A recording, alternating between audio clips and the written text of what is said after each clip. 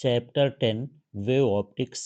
इसके जो important question हैं बोर्ड एग्ज़ाम के लिए, तो उन क्वेश्चंस को देखते हैं। इन्हीं की प्रैक्टिस करना है, इन्हीं को राइट कर लेना है। तो चलिए देखते हैं। यहाँ पर फर्स्ट क्वेश्चन है, wave propagate from one place to another in the form of energy. Energy के फॉर्म में ये प्रोपेगेट होती हैं।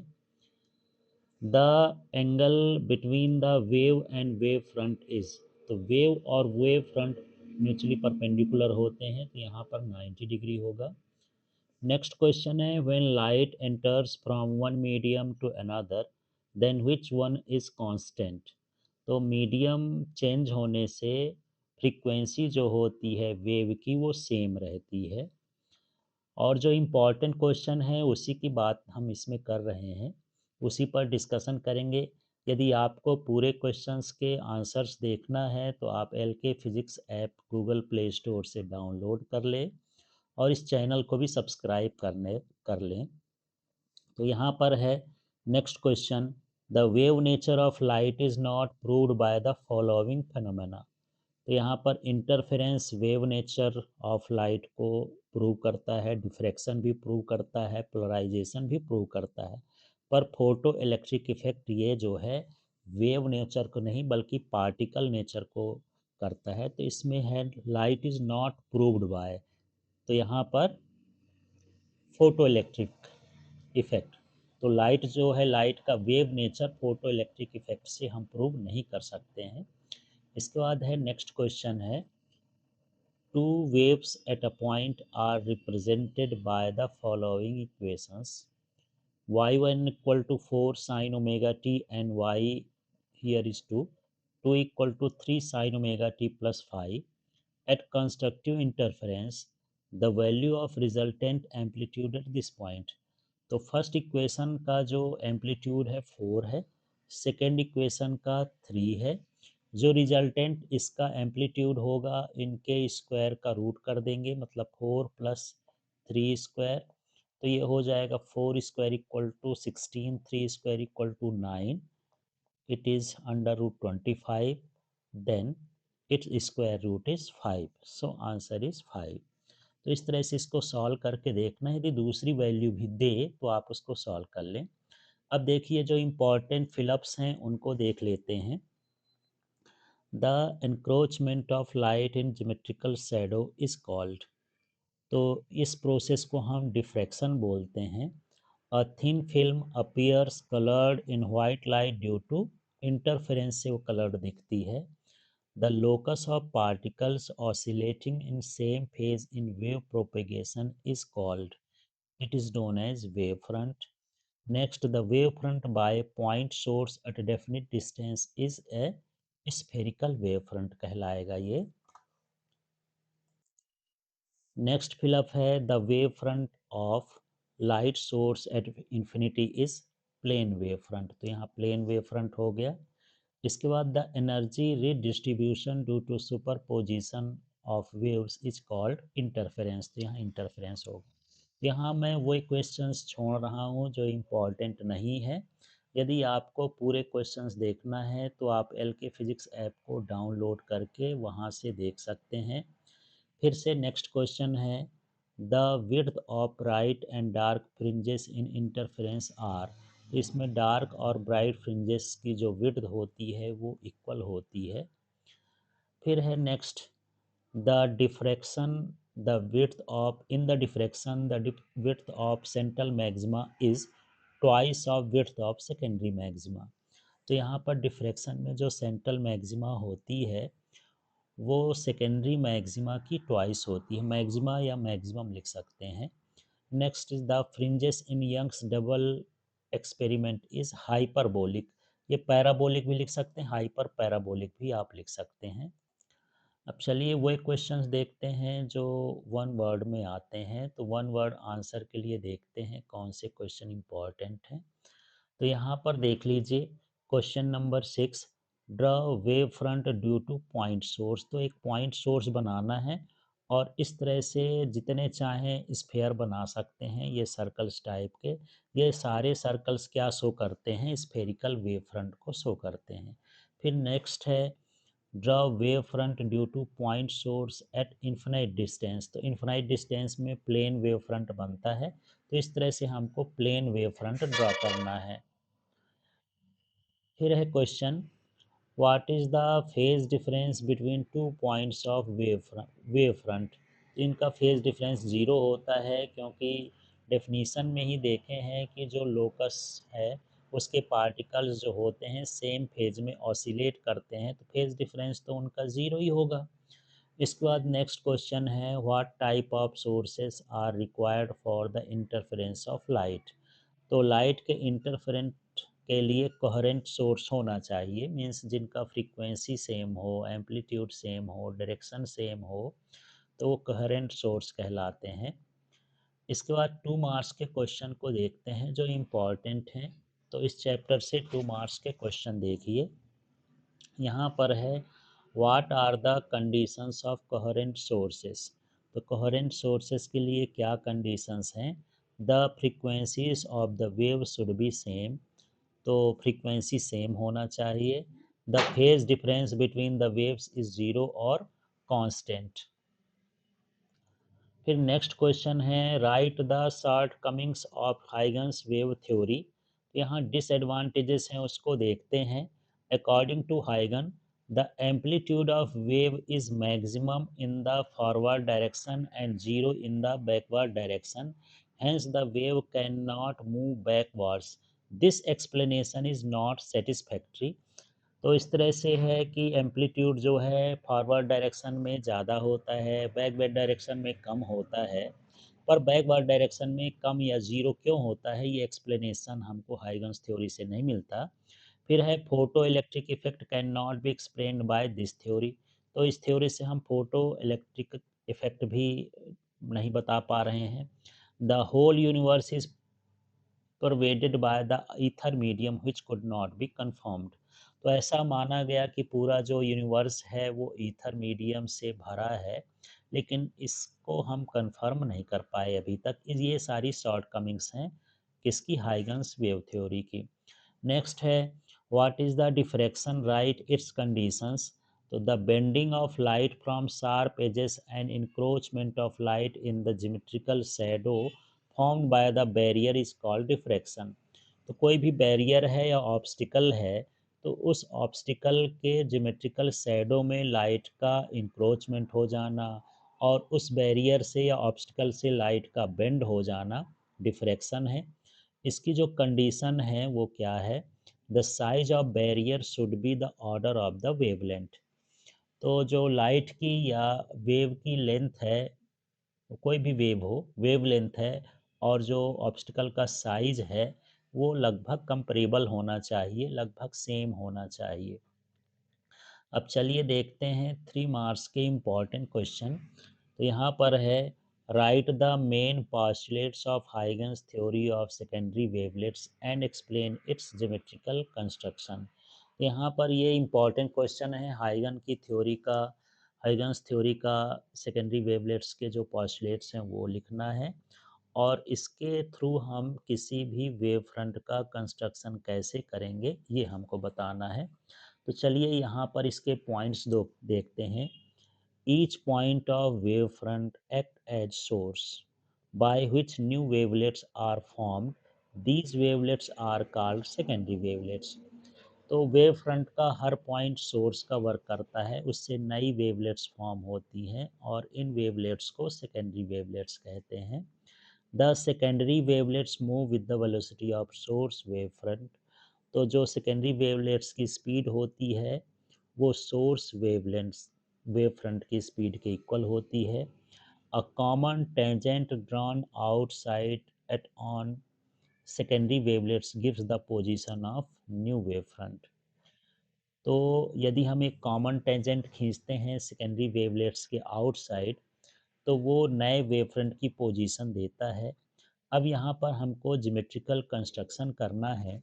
तो मान लीजिए हमारे पास ओरिजिनली ये वेव फ्रंट है इस तरह से, और इसके ये पॉइंट है।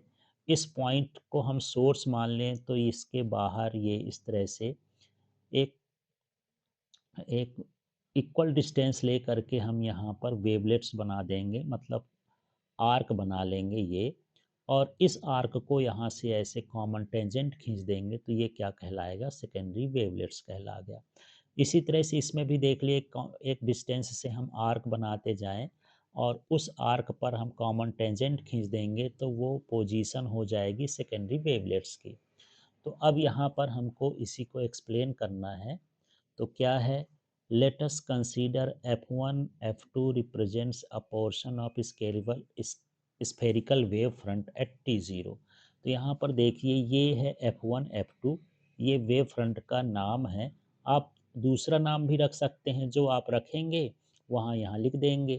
तो ये हमारे पास एक स्फेरिकल वेव फ्रंट है। Now according to Huygens principle, if we wish to determine the shape of the wavefront at t equal to tau, तो हम यदि t टाइम पर हम इसका वेव फ्रंट का पोजीशन जानना चाहते हैं, then we draw spheres of radius v tau. तो हम यहाँ पर रेडियस खींचेंगे v t की। ये देखिए रेडियस से हम एक क्या खींचेंगे, स्फीयर। यहाँ पर भी स्फीयर, ये हर डिस्टेंस पर इसी रेडियस की स्फीयर खींच देंगे on spherical wavefront where v represents the speed of waves in the medium। तो ये मीडियम में इसकी स्पीड है। now draw a common tangent at all these spheres, we obtain the new position of the wave front G1 G2। तो देखिए सबसे पहले हम क्या किए, इसमें पॉइंट लिए। पॉइंट से हम ये वी टी टाउ का एक रेडियस लेकर के इसमें स्फेयर बनाए। और अब स्फेयर में यहाँ पर कॉमन टेंजेंट खींचेंगे तो ये टेंजेंट का नाम है G1 G2। तो ये हो जाएगी नए वेव फ्रंट की पोजीशन हो जाएगी। इसी तरह से इसमें भी है, ये इस प्लेन वेव फ्रंट को भी इसी तरह से करेंगे, यहाँ लिख देंगे। Similarly we can use Huygens principle to determine the shape of the wave front for a plane wave propagating through a medium. अब यहाँ पर नेक्स्ट क्वेश्चन है 6, explain the law of refraction, Snell's law from Huygens theory of secondary wavelets. तो हमको law of refraction बताना है या Snell's law का एक्सप्रेशन करना है। किससे हमको करना है, हाइगन्स थ्योरी से। इनका एक्सप्लेनेशन देखते हैं। तो यहाँ पर है explanation of law of refraction और स्नेल्स लॉ। तो सबसे पहले तो हम इस तरह से डायग्राम बनाएंगे। यहाँ पर ये मीडियम 1 है, मीडियम 2 है, यहाँ पर वेलोसिटी लाइट की v1 है, यहाँ पर वेलोसिटी v2 है। और मान लेते हैं कि v2 की वैल्यू v1 से कम है, मतलब ये जो है रेयरर मीडियम है, ये डेंसर मीडियम है। यहाँ पर हम एक नॉर्मल खींचेंगे। इस नॉर्मल से यहाँ पर हम एक इंसिडेंट वेव खींचेंगे और इससे परपेंडिकुलर एक लाइन खींचेंगे। ये परपेंडिकुलर लाइन जो है इंसिडेंट वेव फ्रंट कहलाएगी। फिर यहाँ से हम इसी के पैरेलल, इसके पैरेलल हम फिर इंसिडेंट रे खींचेंगे। इस तरह से हमको बनाना है। अब इसकी जो डिस्टेंस होगी टाइम में, तो ये हो जाएगी v1t, इस तरह से। अब ये जब दूसरे मीडियम में जाएगा तो थोड़ी इसकी स्पीड कम हो जाएगी, तो उतने ही टाइम में कम डिस्टेंस ये कवर करेगा। तो v2t इसकी डिस्टेंस हो गई। अब यहाँ पर हम क्या करेंगे, एक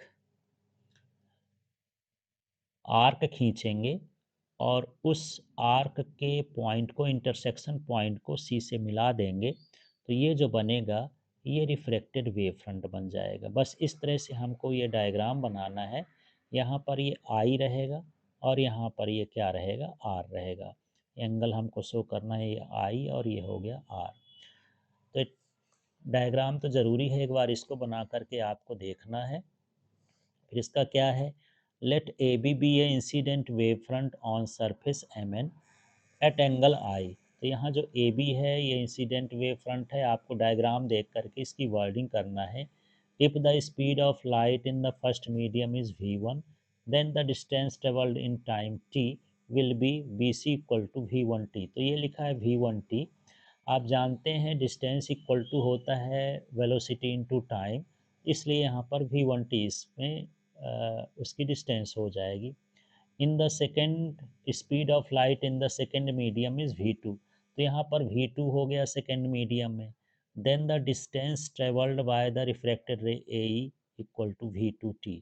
तो यहाँ पर ये जो डिस्टेंस है यहाँ से यहाँ तक की, ये डिस्टेंस कितनी हो जाएगी V2T। Cut an arc from A to E and join E to C which represents the position of refracted wave front C according to Huygens principle। तो यहाँ पर हमको क्या करना है, एक आर्क कट करना है। कौन सा आर्क? ए से ई तक का। और इस आर्क के इंटरसेक्शन पॉइंट को हम सी से मीट करते हैं, तो जो सी ई है वो एक रिफ्रैक्टेड वेव फ्रंट होगा। तो इस तरह से हमको जो डायग्राम बनाए हैं उसी की वर्डिंग करना है। अब यहाँ दो ट्रायंगल बन रहे हैं, आप देख रहे होंगे। एक ट्रायंगल है ए बी सी, ये वाला, इसमें ये आई है, तो हम इसमें साइन आई निकालेंगे। तो साइन आई इक्वल टू होता है परपेंडिकुलर अपॉन हाइपोटेनियस। तो ये परपेंडिकुलर हुआ बी सी, और ये जो ए सी है इसका हाइपोटेनियस कहलाया। तो यहाँ पर लिख देते हैं in triangle A B C sine i equal to B C upon A C. B C की वैल्यू V1T है, डायग्राम देखेंगे तो आपको मिल जाएगा। इस तरह से हम ये साइन आई के लिख दिए, ये बी सी की वैल्यू है V1T। अब हम ये नीचे वाला ट्रायंगल लेते हैं, ये वाला ना। इस ट्रायंगल में भी हमको साइन आर निकालना है। तो साइन थीटा इक्वल टू होता है परपेंडिकुलर अपॉन हाइपोटेनस। तो ये परपेंडिकुलर ये है और हाइपोटेनस ये है। तो यहाँ पर परपेंडिकुलर हुआ ए ई और हाइपोटेनस हुआ ए सी। तो यहाँ पर लिख देंगे साइन आर इक्वल टू, यहाँ पर ए सी अपॉन ए सी हो गया। ए सी की वैल्यू V1T है, V1T ये लिख दिए। यदि हम दोनों को डिवाइड कर दें तो हमको यहाँ से फर्स्ट इक्वेशन से साइन आई मिल जाएगा, सेकेंड इक्वेशन से अपॉन में साइन आर मिल जाएगा। इसी तरह से देखिए हम डिवाइड करेंगे तो ये ए सी कैंसिल हो जाएगा, टी टी कैंसिल हो जाएगा, मतलब डायरेक्टली V1 अपॉन V2 आ जाएगा। अब यदि V1 अपॉन V2 आया तो इसको हम रिफ्रैक्टिव इंडेक्स भी बोलते हैं। Velocity of light in first media to the velocity of light in second media, इनका रेशियो जो है रिफ्रैक्टिव इंडेक्स कहलाता है। तो इसकी जगह पर हम ये लिख देंगे N21 equal to sine i upon sine r. और ये तो स्नेल्स लॉ आ गया, लेकिन हम इसमें यूज किसका किए हैं? हाइगन्स थ्योरी का। तो हाइगन्स थ्योरी से स्नेल्स लॉ को प्रूव करने के लिए आता है। अब यहाँ ये क्वेश्चन देखते हैं। In Young's double slit experiment the distance between the slits is 0.28 millimeter and the screen distance is 1.4 meter. The distance between the central bright fringe and the fourth bright fringe is measured 1.2 centimeter. Find the wavelength of light used in it. तो देखिए Young's double slit experiment में जो जो value दी हैं वो value हम यहाँ पर लिखते हैं। तो जो स्लिट्स की डिस्टेंस दिया है यहाँ पर देख लीजिए, ये 28 है, स्लिट्स की डिस्टेंस है। स्लिट की डिस्टेंस को स्मॉल डी से लिखते हैं, और ये 0.28 मिलीमीटर है। तो ये 0.28 तो लिखे हैं, लेकिन ये मिली की वैल्यू 10⁻³ मीटर होती है, तो उसको हम 1 m को मिली में चेंज कर देंगे। यदि इसका पॉइंट भी हटाए ना तो 28/100 होगा। 100 का मतलब 10⁻², ऊपर जाएगा तो 10⁻⁻5। तो दो तरह से देख सकते हैं, इसका डेसिमल 2 डिजिट इधर जाएंगे तो यहाँ -2 और हो जाएगा इसमें। तो -3 और -2 होके -5 हो गया। इस तरह से इसको चेंज कर लेंगे। यहाँ पर जो स्क्रीन की डिस्टेंस है, ये स्क्रीन की डिस्टेंस, तो स्क्रीन की डिस्टेंस को कैपिटल डी से लिखते हैं, और इसकी वैल्यू 1.4 है, तो यहाँ पर 1.4 मीटर कर लेंगे। इसके बाद हमारे पास फ्रिंज की डिस्टेंस दिया है, तो ये फ्रिंज की डिस्टेंस जो है 1.2 सेंटीमीटर है, फोर्थ फ्रिंज की। तो 1.2 सेंटीमीटर, और सेंटीमीटर का मतलब होता है यहाँ पर 10⁻⁻2। सेंटी को बदल देंगे, ये इसको मीटर में लिखें तो ये मीटर में चेंज हो जाएगा। और इसमें फोर्थ फ्रिंज की है तो नंबर ऑफ फ्रिंज का जो है n=4 हो गया। अब हमारे पास जो फ्रिंज की पोजीशन है उसका फार्मूला होता है x=n λ/n λ/d/d। इसमें हमको लेमडा फाइंड करना है, तो लेमडा के लिए इसी से फार्मूला बना लेंगे, तो ये हो जाएगा xd/m अब इसमें वैल्यू पुट करते हैं तो ये x की वैल्यू हो गई, ये d की वैल्यू हो गई, और ये n की वैल्यू हो गई, ये कैपिटल D की वैल्यू हो गई। अब इसमें से हम इसको कैंसिल करेंगे तो ये देखिए, यदि इसमें मैं इन दोनों का पॉइंट हटा देंगे ना, इसमें एक डिजिट वाला पॉइंट है, इसमें भी, तो मान लीजिए पॉइंट हट गया, तो ये 4 3 जा 12 हो गया, और ये 14 2 जा 28, 3 2 जा हो गया 6। अब 10⁻⁻5 है और -2 है, तो इसको हम ऐड कर देंगे तो -7 आ जाएगा। अब यहाँ पर हम इसको नैनोमीटर में लिखना चाहते हैं, तो इसमें 2 जीरो इंक्रीज कर दिए हैं, तो ये -7 को -9 लिख दिए हैं। 10⁻⁻9 का मतलब नैनो होता है, तो जो वेव लेंथ होती है वो 600 नैनोमीटर होगी इसमें। अब इस क्वेश्चन को भी देख लेते हैं। ये what will be the effect in Young's double slit experiment if.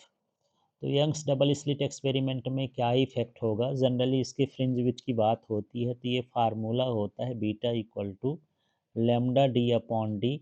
इस फार्मूले से सारी चीज़ों का एक्सप्लेनेशन करना है। The distance between two slits should be increase. तो मतलब ये डी की वैल्यू यदि आप इंक्रीज करेंगे तो फ्रिंज विड्थ क्या हो जाएगी? डिक्रीज। तो यहाँ पर ऑप्शन आ जाएगा, ये डिक्रीज हो जाएगी फ्रिंज विड्थ। फिर the source is shifted towards the slit. यदि सोर्स स्लिट के तरफ हम शिफ्ट कर देंगे तो no diffraction pattern is form, मतलब नो इंटरफेरेंस, नो इंटरफेरेंस इतना भर भी लिख देंगे। Move the screen away from the slits, मतलब आप डी की डिस्टेंस बढ़ा रहे हो तो फ्रिंज विड्थ क्या हो जाएगी यहाँ पर? इंक्रीज। यहाँ पर लिख देना पड़ेगा fringe width increases. The width of both the slit should be increase, तो यही आंसर होगा, नो डिफ्रैक्शन। यदि आप इंक्रीज कर देंगे तो डिफ्रैक्शन इसका नहीं होगा। इसके बाद है the monochromatic source is replaced by white light. The white light से यदि हम मोनोक्रोमेटिक सोर्स को करेंगे तो जो सेंट्रल फ्रिंज होगी वो वाइट हो जाएगी, और उसके दोनों आइदर साइड में जो है ओवरलैप्ड कलर्ड फ्रिंजेस मिलेंगी। फिर है the monochromatic source is replaced by monochromatic source of shorter wavelength. तो वेवलेंथ को आप कम कर देंगे तो फ्रिंज विड्थ भी क्या हो जाएगी? डिक्रीज हो जाएगी। तो ये आंसर लिखा है, the width of fringe will decrease, ये फार्मूला होता है, इसके हम कह सकते हैं। The interference patterns will overlap and the intensity will decrease, ये सेकेंड का हो जाएगा। The width of the fringe will increase, इस फार्मूले से आप बता सकते हैं। The interference patterns will overlap and the intensity will decrease. The central fringe will be white and colored fringes will be formed on the either side of it. The width of the fringe will decrease. तो इस तरह से यहाँ पर ये chapter ख़त्म होता है। तो ये सारे क्वेश्चन आप राइट करके देख लें, यही एग्ज़ाम में आएंगे।